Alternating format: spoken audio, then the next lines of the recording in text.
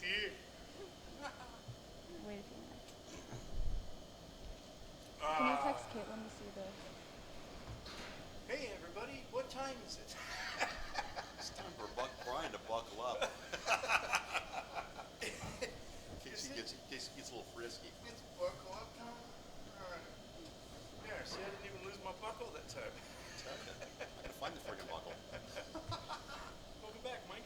Hey, brother. I figured this was going to be a 2 soda pop day. Tell you, I'm working on it, man. I could have gotten you the jolt if you needed to get through. Oh, I don't need no more jolts. Okay guys, we're just waiting for more people to join and then we'll start up. We've got 16 people on right now. Cool. Say hi to Mike and Brian, guys. Leave a little message. They can see it. You got 16 on? So okay. Brian, on the screen, refresh it, and then you'll see Bluon pop up on the bubble. So pull it down. There you go, Mike. All right, Thanks, see Mike. where it says Bluon? Uh-huh. It says Push it. Bluon Live right there. There you go, and I can see yourselves. So let's see. If you So got guys, 16 as they're people- watching this, they can see your comments popping up. Okay. So if you got 16, that's my mom, my brother, the dog.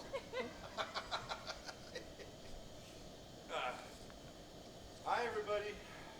Remember me? I'm Brian, and that's Mike. All right, cool. So we're just gonna get started here. So welcome to the third Buckle Up with Mike and Brian. This segment's topic is on heat pumps. On heat pumps. Yes. Oops. So between the two of these guys, they have a ton of experience, and you've probably talked to each of them on tech support once or twice. They have 70 years of experience in the trade, so they've pretty much seen everything. So we're gonna try and see if you guys can stump them with a question that they don't know.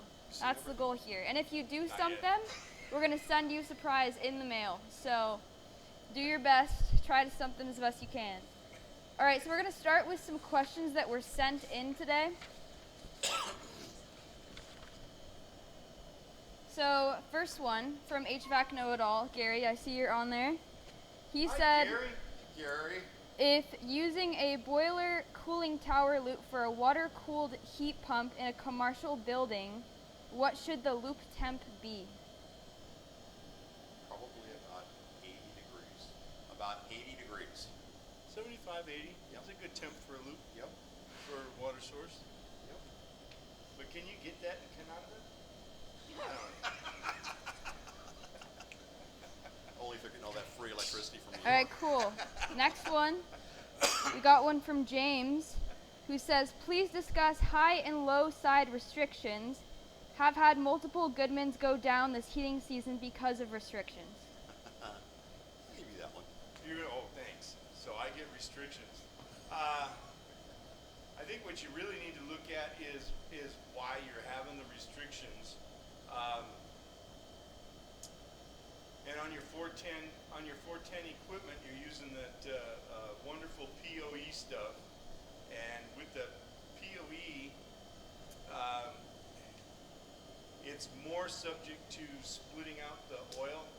Like the mineral oil had a paraffin, and so does your POE in a way. So you end up with restrictions because that stuff peels off and gets into the metering devices, whether it's a fixed orifice or, and the colder it's getting, or I should say, you see it a lot more in the market side where it's plugging them up faster than you do on the HVAC side, and it's just because of the colder. So now that you're running the heat pumps and it's snow on the ground, et cetera, you're going to see a lot more of it, and it's the oil that's plugging that stuff up. All right, guys, just speak up a little bit because the test chamber is a bit loud in the background. So if you want to get closer to the mic in the middle. So yeah, guys, hey, I really have no problem raising my voice and making sure that I'm heard, but just like you guys, we do actually have to work with equipment in the background. So you hear the condensers running, that's for our test chamber that you see in the background, and we're running tests, make it better for you guys, so buckle up. All right, just to repeat for all the new people on here, this live is about heat pumps, and the goal is to stump Mike and Brian. So be sure to leave your question in the chat to try to see if you can stump them, and if you do, we'll send you a package from Bluon. So that's the goal. Leave your questions in the chat. All right, next one. This is from Scott. This is a kind of a tricky question. He said this was something that he hasn't seen in 15 years working. So let's see if this can get you guys. All right, It's hey, definitely gonna be a Scott. Brian. All right, so a train single stage heat pump. We forced a defrost and the defrost was a success. However, when the defrost terminated, it kept the reversing valve encoding. After about 10 minutes, system shuts down on low pressure. Once the pressure rises back up, the heat pump kicks on and runs heat mode. What would cause the reversing valve to stay energized after the defrost terminated? I think I'd ask the question, was it truly energized or was the reversing valve stuck? I believe his question actually is that the reversing valve stayed energized. So it probably hadn't terminated completely, and I know that's a stupid thing to say, but on the trains use an outdoor air sensor as well as a coil sensor. So if the coil sensor was still at a temperature, I want to say there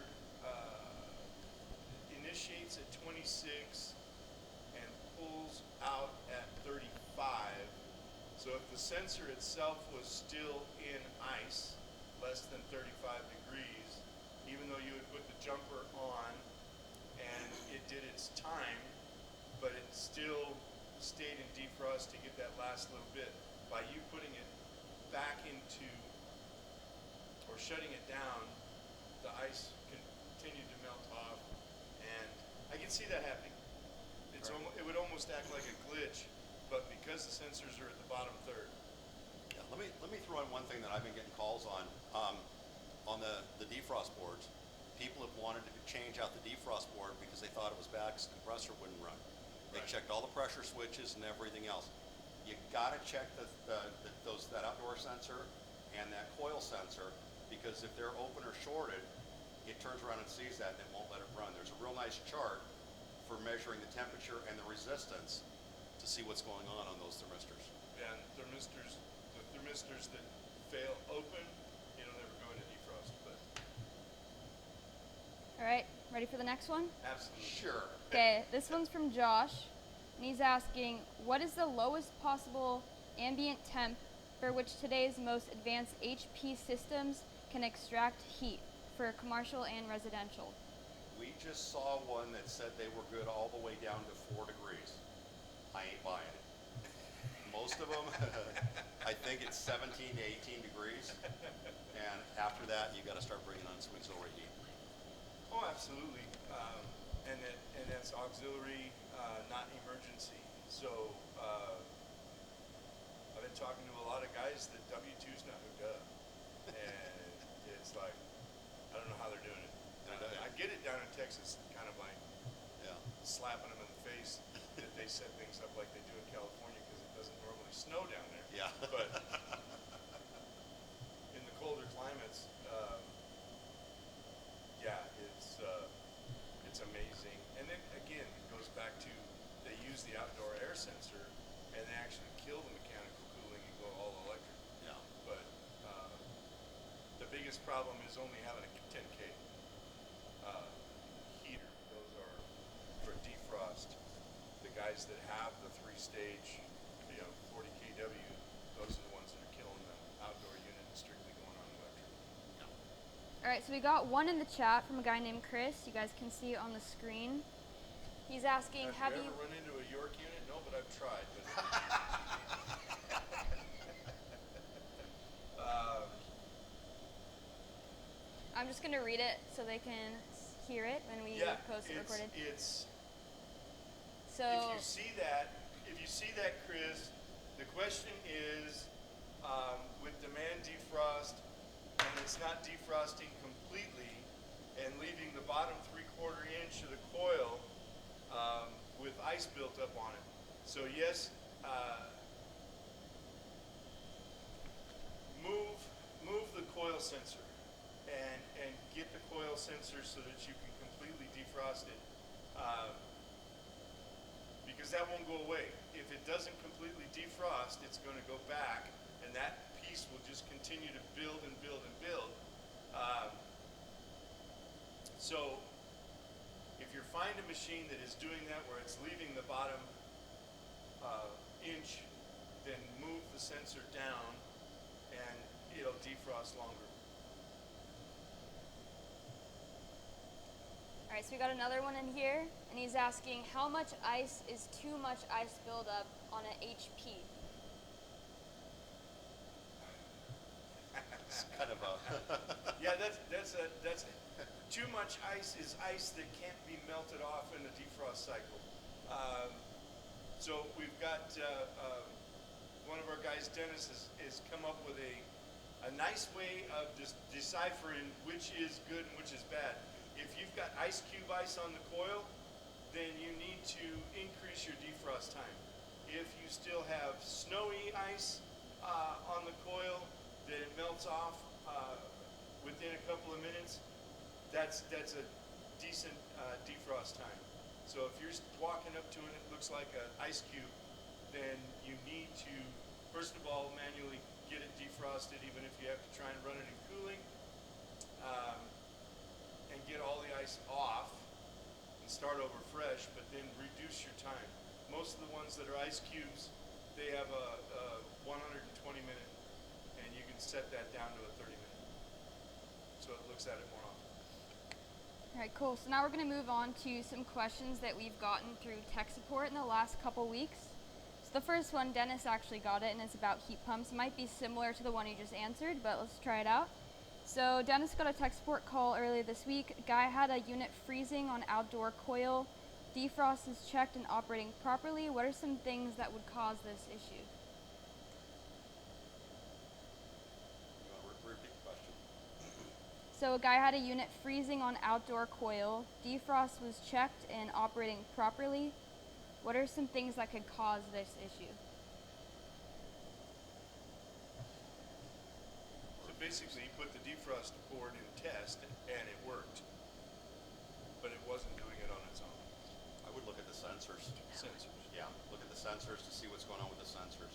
Because if you're jumping it out at the defrost board and it's doing everything correctly, then the three things to look at: outside air sensor, coil sensor, and defrost time.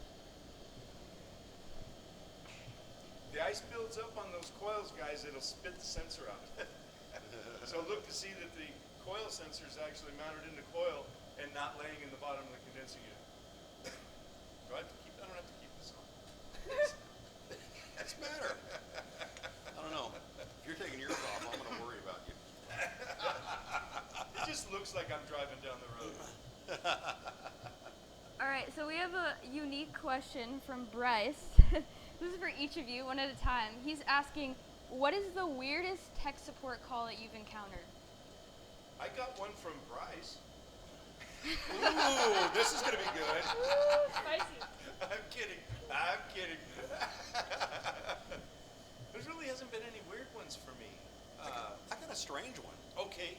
I got a strange one. A guy called and asked if we work on generators. And I said, no, but tell me what you got going on and we'll see if we can figure it out. Well, they had a 20 kW generator Yeah. and 10 kW of strip heat. Yeah. And every time the heat came on, the generator kicked out. Got tired? So, yeah.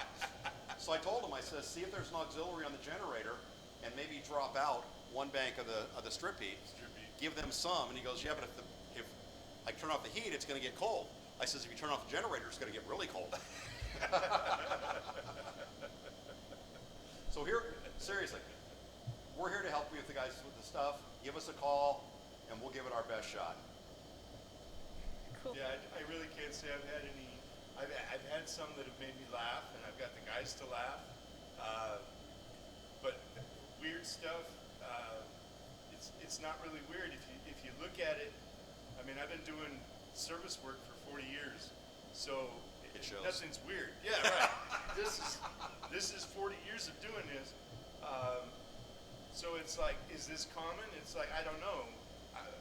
I've changed a lot of transformers, but have I changed transformers in every single solitary machine?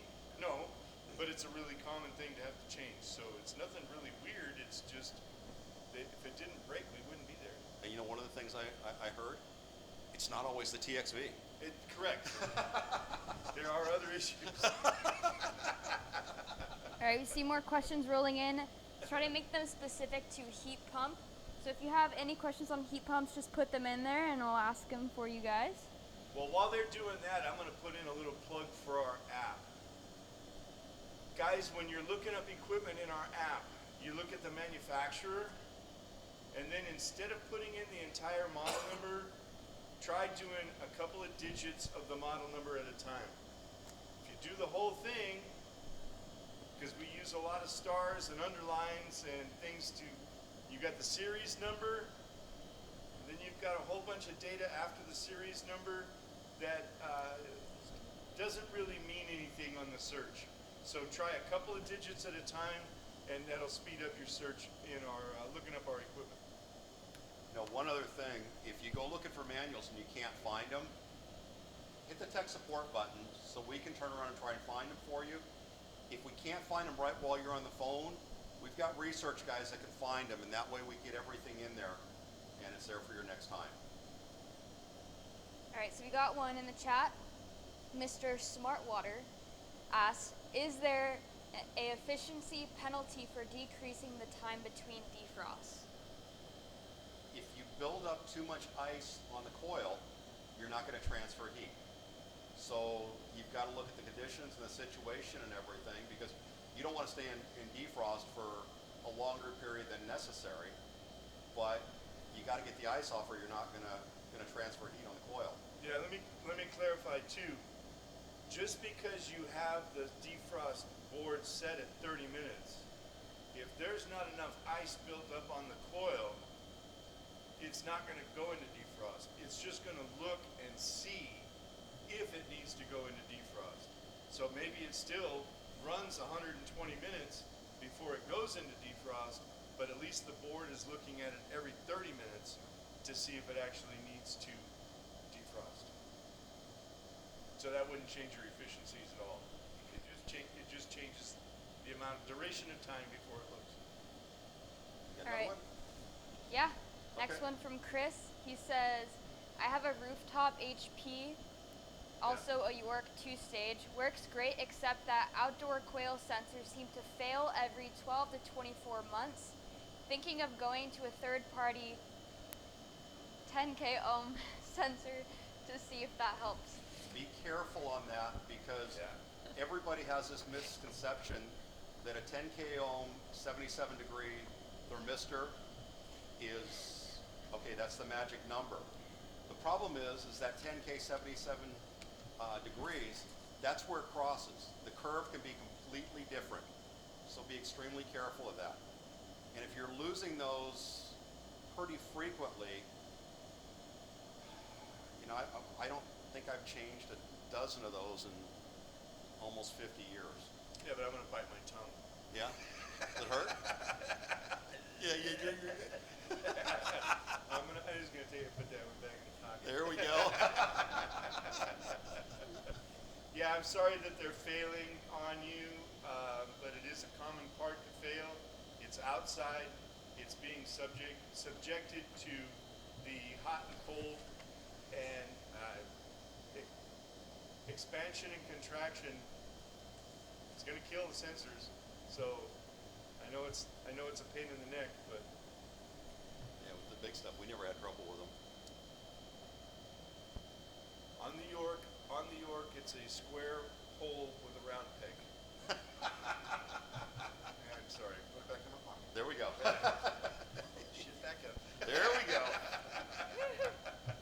All right, let's get some more questions rolling again. Let's try to stump them. See if you can stump their 70 years of experience in the trade. All right, so we got another one, and he's asking, diagnose a compressor running but not pumping versus a reversing valve failure. Oh, that's a nice Ooh, one. maybe you got one. That one needs to. You got to get out more tools on that one, and you're going to be taking temperature readings on your reversing valve, because you're right. If the reversing valve is mid-seated, it's going to act as if the compressor's not pumping.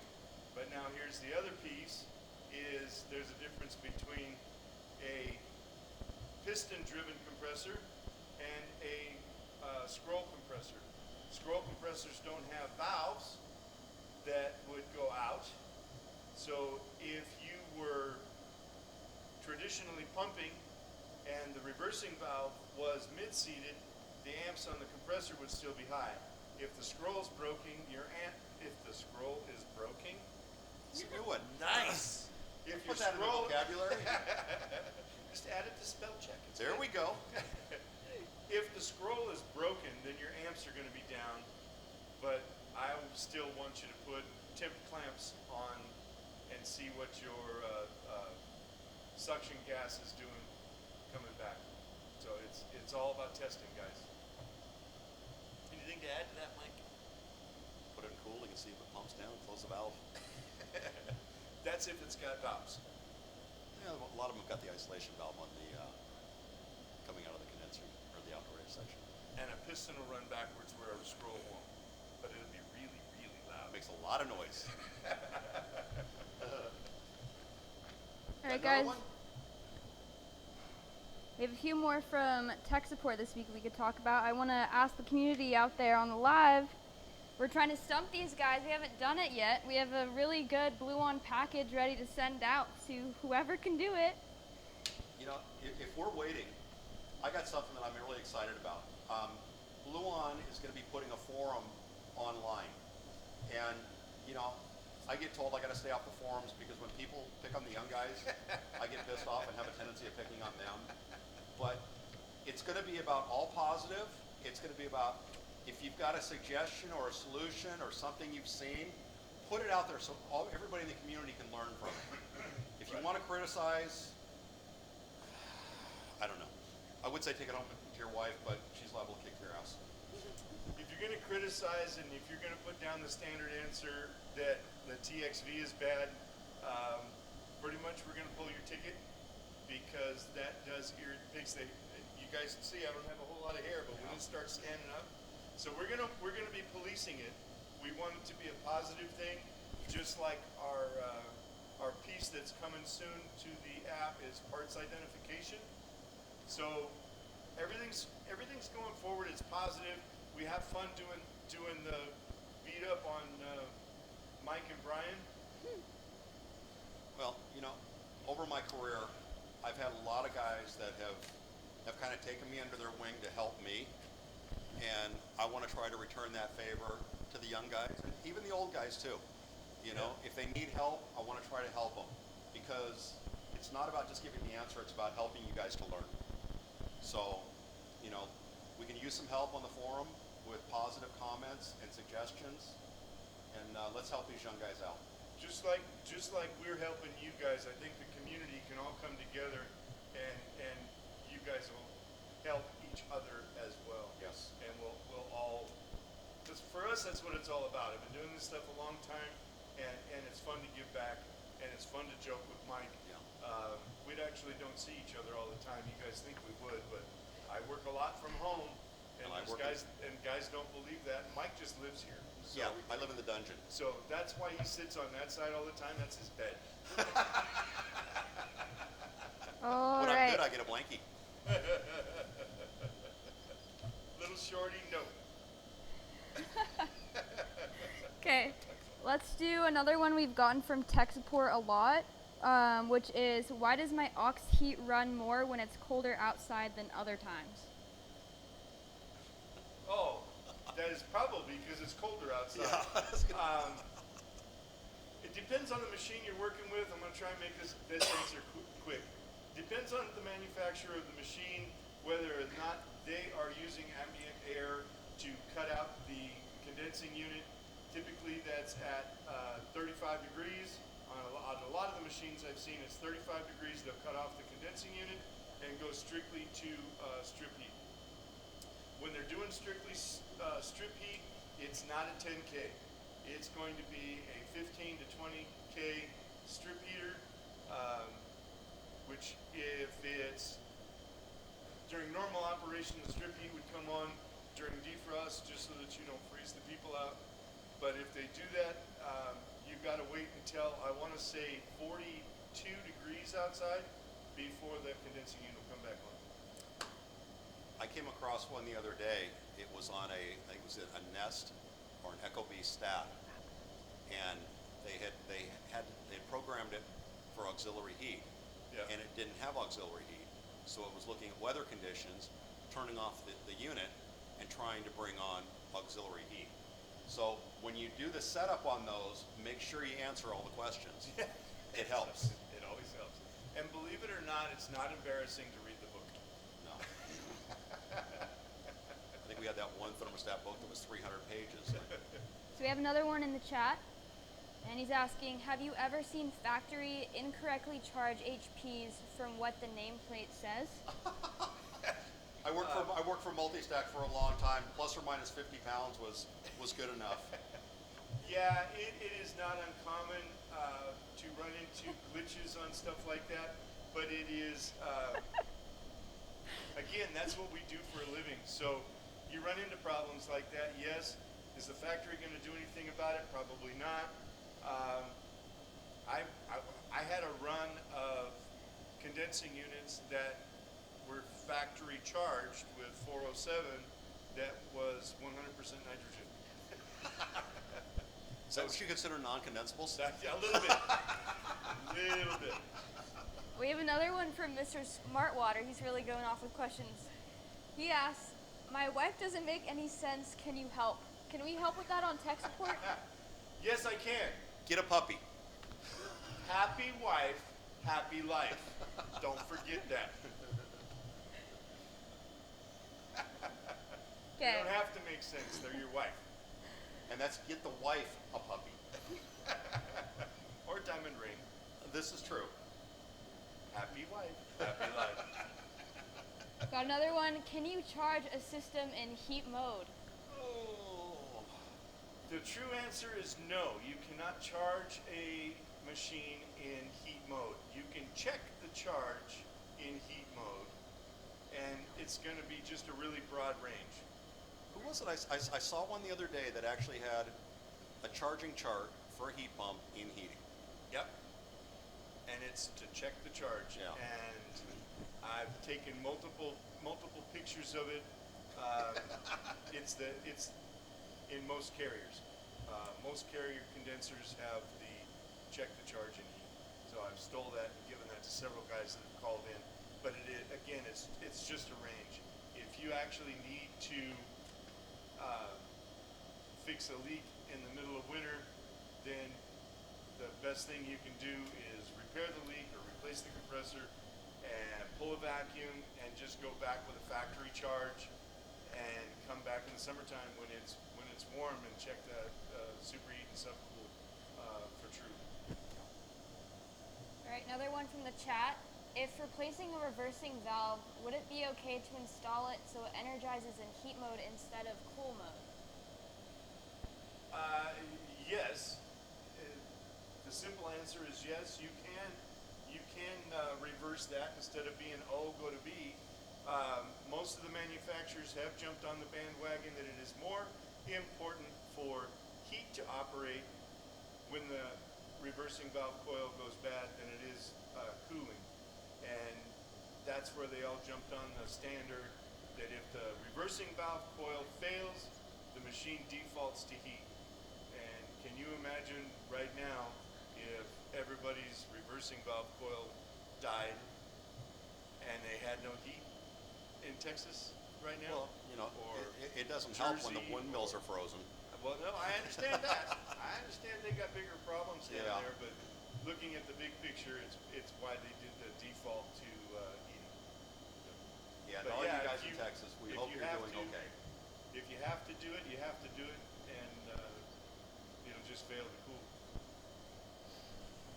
All right, one more from the chat. In heating mode, my compressor is over ramping, but I switched to cool. It operates normally. What could be the cause? High head pressure. Is that it? Airflow, indoor airflow could be an issue. Which would be high head pressure. Yeah, pretty much.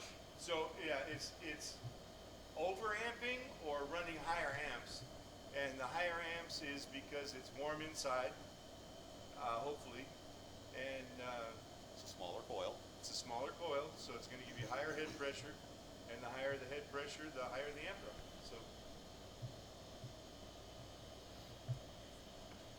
All right, guys, leave your questions in the chat. Again, this is about heat pumps. Mike and Brian haven't been stumped yet. This is your last chance to stump them. Give it your hardest question. Let's go.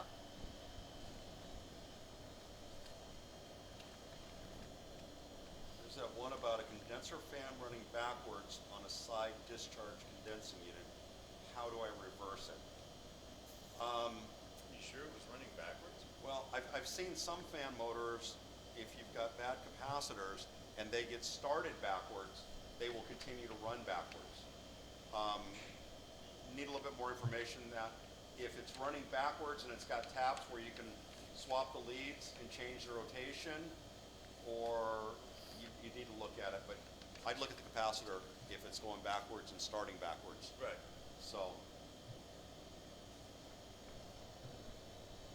All right, got one in the chat. How about using a piston on a heat pump? Is that okay? Yes. yeah. Short answer is yes. And they'll make combos too. You'll have an expansion valve on the indoor with pistons on the outdoor, or vice versa, or TXV, or fixed orifice. It just depends on the manufacturer, but yeah, pistons, as long as they're sized right, they're going to work. Because the piston's the easiest one for the manufacturers to do, because it checks in one direction and your orifice works, and then slides out of the way, and the refrigerant bypasses. So that makes it easier for them. They can build that in one piece of brass rather than drilling the TXVs. But I mean, the biggest reason for going over the TXVs is to get better efficiency. And, you know, you're not going to get a real high rated unit that's got pistons in it or cap tubes. So, All right, we have one in the chat, and he's asking, why would a heat pump capacitor be out of range on a 2-day-old install? Poor install, or possibly something with the compressor? I'm thinking that the capacitor was probably crap the day you put it in, because capacitors, man, we change them all the time, but if you think about the bigger picture, capacitors don't go bad that often. So if you had one that was only 2 days old, chances are it was the capacitor. I doubt very seriously that it got hit by a lightning strike and the only thing that took a hit was the capacitor. yeah. So it was probably bad right from the get-go. All right, more questions? Heat pumps? All right, guys, last chance to ask your questions. We'll wrap it up here. Last chance to stump these guys.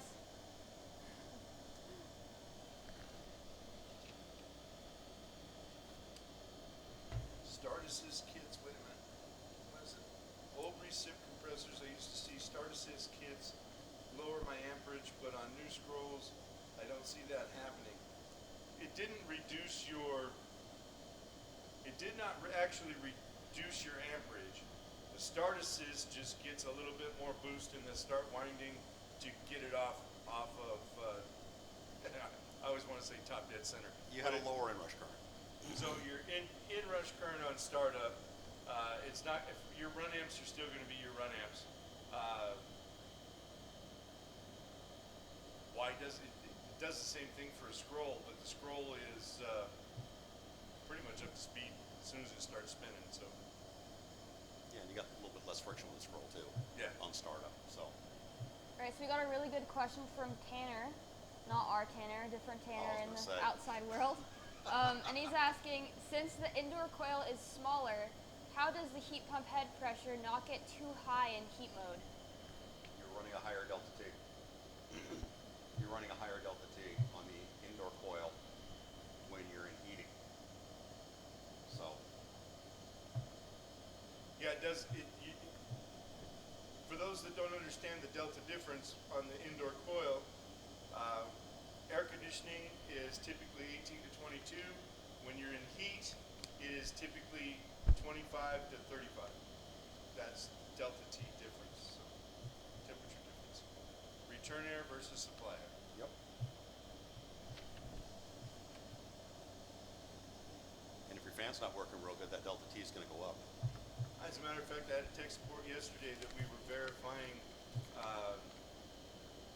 we had to verify the indoor fan was actually running because he was running a 500-pound head pressure.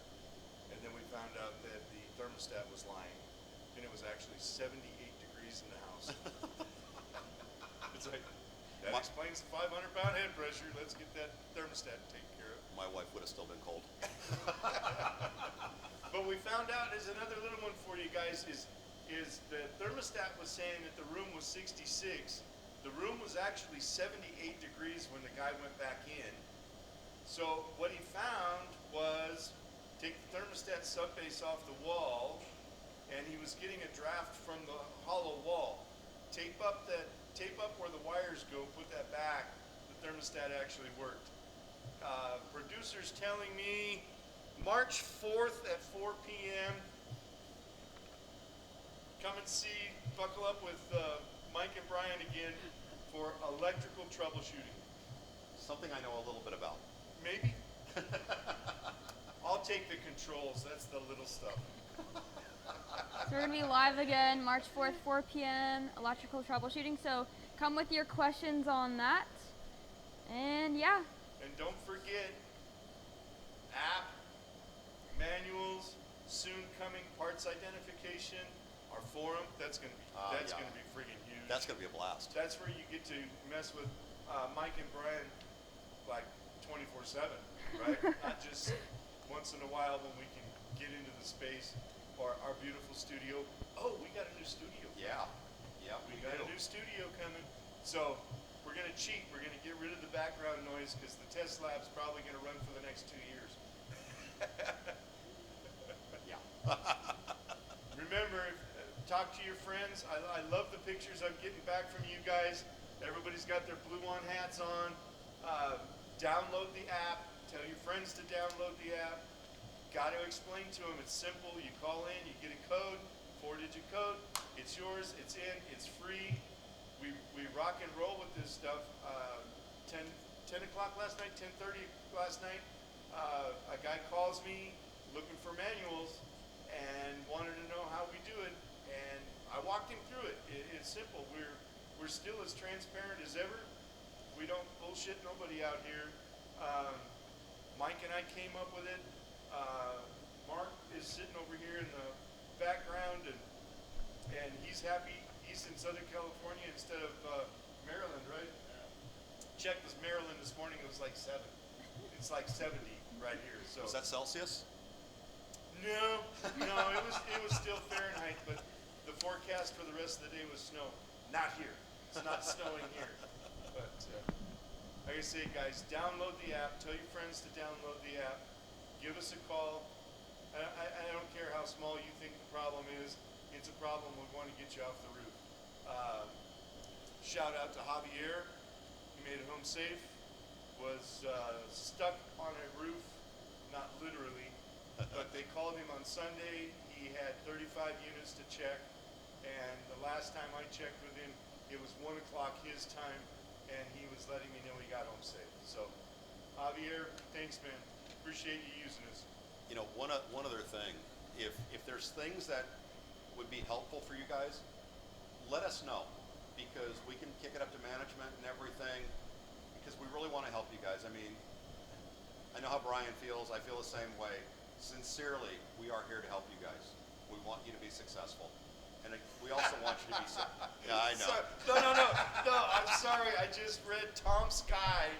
He's got 1.5 feet of sunshine in Riverside today.